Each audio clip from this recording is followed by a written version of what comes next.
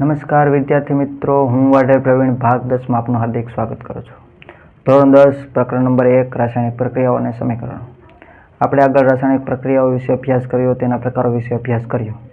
હવે આપણે જોવાનું છે કે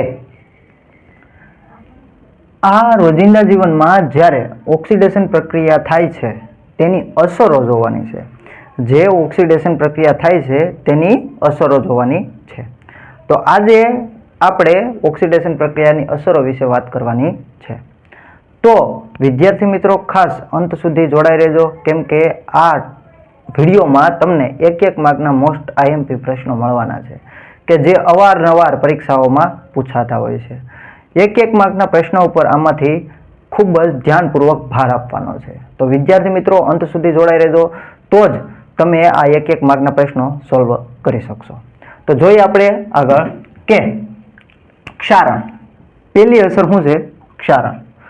તો એનો પ્રશ્ન કેવી રીતે પૂછાઈ શકે? તો આપણે એનો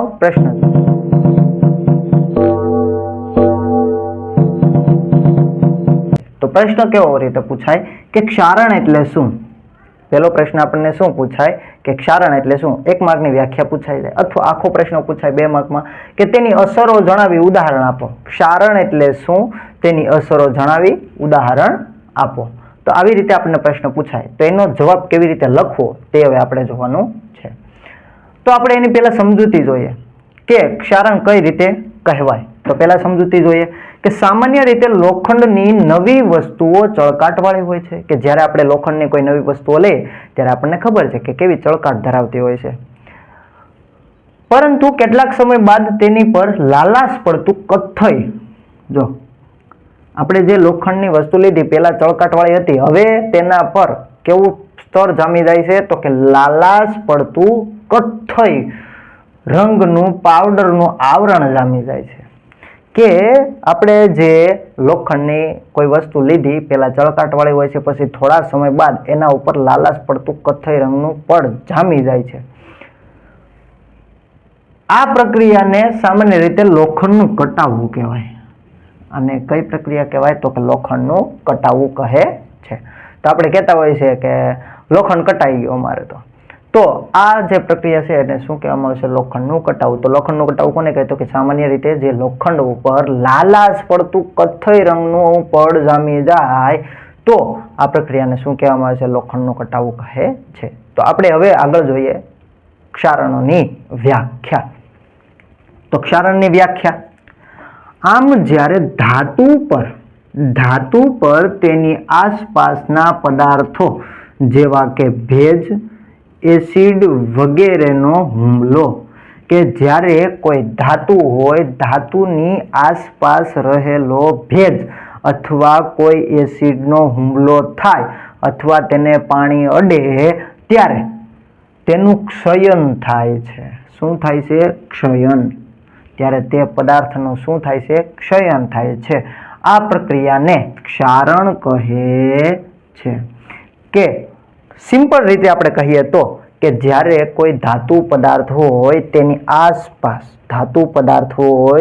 આસપાસ પાણી, ભેજ અથવા એસિડનો હુમલો થાય, એટલે કે તેને ટચ કરે, તેને અડે, ત્યારે તેનું શું થાય છે? ક્ષયન થાય છે. એટલે કે આ પદાર્થનું શું થાય છે? ક્ષયન થાય છે. આ આખી પ્રક્રિયાને શું કહેવામાં આવે છે? ક્ષારણ કહે છે. તો હવે વિદ્યાર્થી મિત્રો આપણે આગળ જોઈએ તેના ઉદાહરણો. મોસ્ટ આઈએમપી છે 1 માર્કમાં. ચાંદી પર લાગતું કાળા રંગનું સ્તર. કે ચાંદી ઉપર કેવું ક્ષારણ થાય છે? એનું ક્ષયન કેવા રંગનું હોય છે? તો કે કાળા રંગનું હોય છે. ચાંદી ઉપર કાળા રંગનું સ્તર હોય છે, જ્યારે તાંબા ઉપર લીલા રંગનું સ્તર હોય છે. તાંબા ઉપર કેવા રંગનું હોય છે? લીલા રંગનું.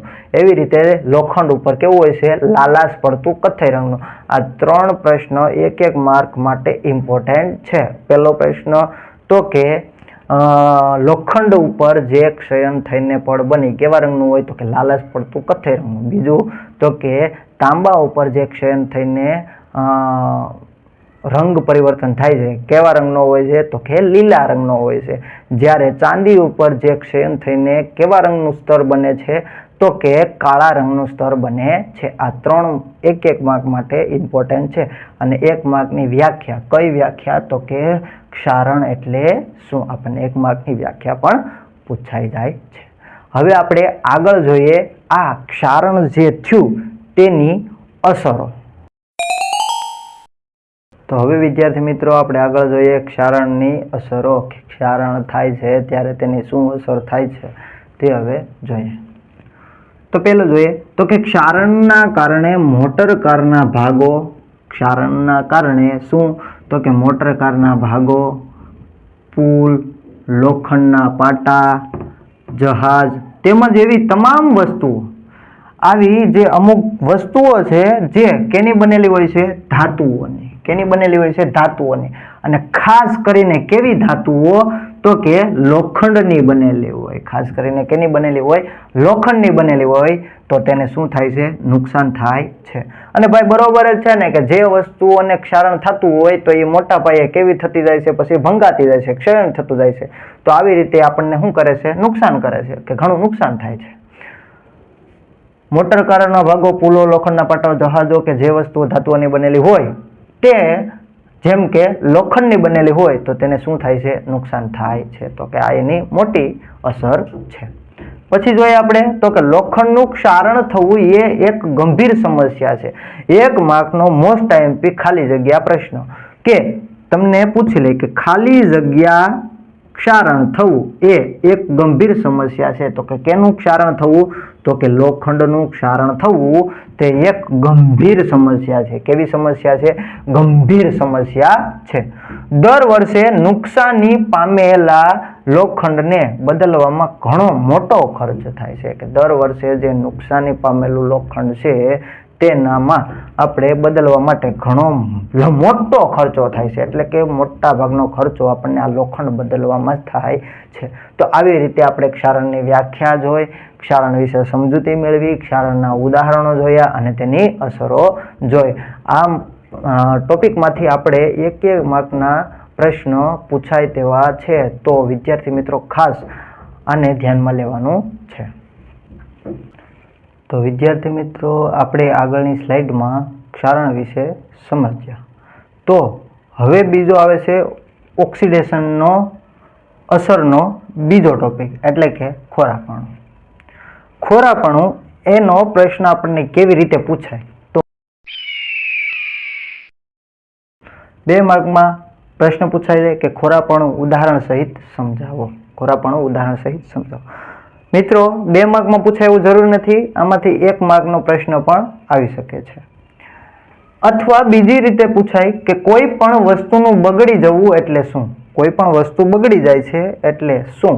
એને શું કહેવામાં આવે છે? તો એના વિશે આપણે સમજવાનું છે. તો શરૂઆત કરીએ આપણે કે જ્યારે તેલ અથવા ચરબીનું ઓક્સિડેશન થાય, કે જ્યારે તેલ અથવા ચરબીનું શું થાય? ઓક્સિડેશન થાય ત્યારે તે ખોરું થઈ જાય છે. કે જ્યારે તેનું ઓક્સિડેશન થાય ત્યારે તે શું થઈ જાય છે? ખોરું થઈ જાય છે. એટલે કે એનો સ્વાદ અને વાસ કેવી થઈ જાય છે? બદલાઈ જાય છે. આપણે જોતા હોઈએ છીએ કે જ્યારે વસ્તુ ખોરી થઈ ગઈ હોય, ખાતા હોઈએ એવું આપણે કરતા હોઈએ છીએ કે જ્યારે શું કામ? તો કે એનો સ્વાદ શું થાય છે? બદલાઈ જાય છે. કંઈક અલગ જ ફીલ થાય છે આપણે ખાતા હોઈએ ને ત્યારે. આપણે ઘણીવાર જોયું છે. સામાન્ય રીતે ચરબીયુક્ત તેમજ તેલી ખોરાકમાં, આ ચરબીયુક્ત તેમજ તેલી ખોરાકમાં ઓક્સિડેશનનો પ્રતિકાર કરે તેવા પદાર્થો ઉમેરવામાં આવે છે. તો તમને વિદ્યાર્થી મિત્રો 1 માર્કમાં પ્રશ્ન પૂછાઈ જાય કે કેવો પ્રશ્ન? તો કે ખોરાકમાં ઓક્સિડેશનનો પ્રતિકાર કરે તેવો પદાર્થ, એને શું કહેવામાં આવે છે? એન્ટીઓક્સિડન્ટ. એવા પદાર્થને શું કહેવામાં આવે છે? એન્ટીઓક્સિડન્ટ ઉમેરવામાં આવે છે. કે જે ખોરાકમાં ઓક્સિડેશનનો શું કરે છે? પ્રતિકાર કરે છે. તો એને કહેવાય ઓક્સિડન્ટ, એન્ટીઓક્સિડન્ટ. હવા ચુસ્ત બંધ પાત્રમાં ખોરાક રાખવાથી તેનું ઓક્સિડેશન ધીમું થાય છે. આ શું કહેવા માંગે છે? તો કે તમે આકૃતિમાં જોવો છો કે તમને પડીકા બતાડેલા છે કે જે આપણે દુકાનમાંથી લાવતા હોઈએ.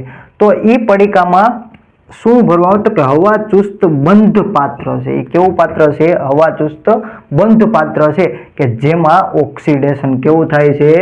ધીમું થાય છે. કે આ જે પેકેટ ભરેલા છે તેમાં ઓક્સિડેશન કેવું થાય છે? ધીમું થાય છે. શું કામ? તો કે હવા ચુસ્ત બંધ પાત્ર છે. આમ ચિપ્સ બનાવવા વાળા એટલે કે આ જે પેકેટ બનાવવા વાળા છે તે ચિપ્સનું ઓક્સિડેશન થતું અટકાવવા માટે કે તેનું ઓક્સિડેશન થતું અટકાવવા માટે તેમાં નાઇટ્રોજન જેવો નિષ્ક્રિય વાયુ ભરે છે. 1 માર્કનો ઇમ્પોર્ટન્ટ પ્રશ્ન કે જ્યારે ચિપ્સ બનાવવા વાળા ચિપ્સ બનાવે છે ત્યારે તે પેકેટમાં કયો વાયુ ભરે છે? તો કે નાઇટ્રોજન વાયુ ભરે છે. કયો વાયુ?